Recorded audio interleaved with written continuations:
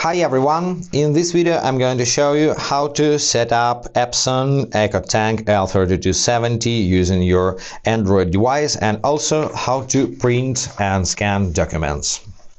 To set up this printer on Android device, you need to get the Epson Smart Panel application from Google Play Store. So install this application. By the way, it's available also for iOS, so setup on iPhone is pretty the same process.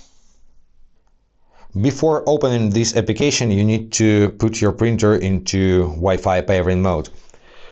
To do this, make sure your printer is powered on and the power indicator is solid and nothing is flashing on the control panel. Then press the Wi-Fi button and hold it until you see taking turns Wi-Fi indicators.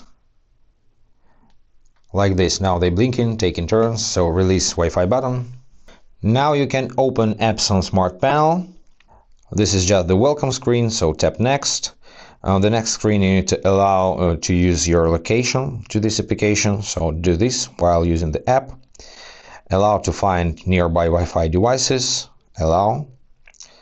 And it takes you to the setup dialog. Your product is found, L3270 series, tap on that, confirm your action.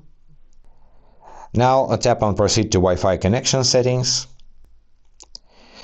Each time you see next in this application, just tap on next, because I don't really like it. It asks a bunch of unnecessary questions actually, so just tap next. Now you can see that your product is password protected. It means you're gonna need to enter your administrator password in the next window.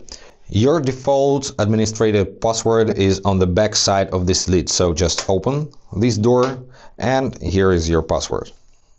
And all you need is tap on this field and enter your password, then press OK. And the next step is the product cannot see the network. OK, let's select the network manually. So you need to select the network you wish to connect your printer to, but make sure the smartphone is connected to this network.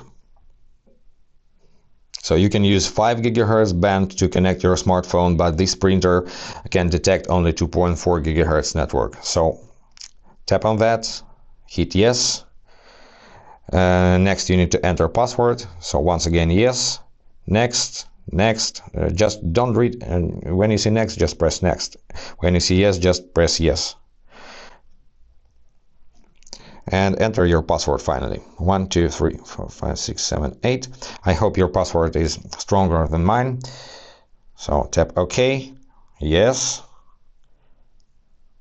And wait for about 2 minutes, usually a little faster. Now Wi-Fi setup is complete. One more time, hit next. And it takes you to the home screen of Epson Smart Panel application. Now you can easily add this printer to another smartphone. To do this in Epson Smart Panel, tap on plus and select connect a product already on Wi-Fi. So your product is found right away. Just tap on that and it will be connected to any smartphone. Just make sure this smartphone is connected to the same Wi-Fi network. Now let's take a short look at the application. So you can manage your printer settings if you tap on the printer image over here. You can go back. You can manage the application settings from this menu over here, and of course you can use print and scan features from this app. For example, if you want to print something from your file system, just tap on print, select photos over documents. Now select documents you wish to print out. This is just pink page. Let's say I want to print this one. You can adjust your settings over here. Tap on that. Make sure your printer is selected in this field. Also set your paper size and type. I don't have to change anything. I'm using A4 plain paper. Select layout over here. Experiment with your layouts and adjust your needs. Set print quality, standard or high, and paper source, but you don't have to change anything here because you have just only one paper tray. Also you can switch between color and black and white modes and set number of copies you wish to make. Once you're done, just hit done and print.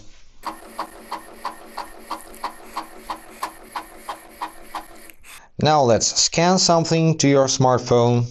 You also have some settings here as document size, image type, color or grayscale, resolution up to 600 dpi. Let's set to 300, enough for documents. You can also test remove background features, automatic rotation, and set the output format.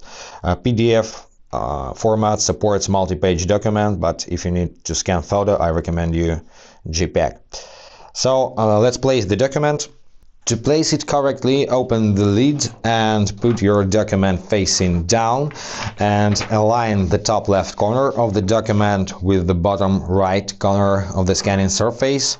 So glide it right to this pointed arrow and fit the edges snugly with the borders of the scanning surface. Check your paper size on the right side over here and close the lid. And in the application, just press start and wait for the result on your screen. So now you can crop and rotate this page, or you can delete this page from your document. In these three dots you have custom values for order. Now you can crop or rotate this page or delete it from your document. Tap on these three dots to rotate all pages together or reverse order. By the way, to add more pages, just place the next page on the scanning surface and tap on scan. Wait for the second result.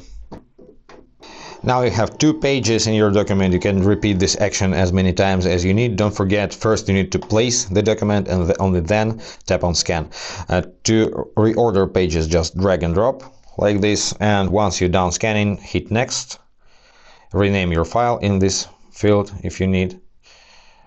Select location for a file. Let it be somewhere in downloads. That's okay. I have scans folder over here, so let's use this folder. Allow access, and you can save or tap on share and share the document using one of your messengers or other applications. Once you're done, go back to home screen. And you can use more features. For example, you can use the copy feature. The settings for copy are pretty similar to scanning settings, but the difference is you can't save your file, you just will print it right away. Also, they have document capture feature, but it works really bad. It can't even create multi-page document. So if you need camera scan feature, I recommend you to start with Microsoft Lens PDF scanner. It's free and it's really good, or find more powerful paid application for you, but in Epson Smart Panel this feature is pretty poor. Now you know how to start using your Epson L3270 on Android device, and I hope this video was helpful. If yes, consider to subscribe to our channel, hit the like button to support us. Any questions, comment below, and see you in the next videos. Bye guys.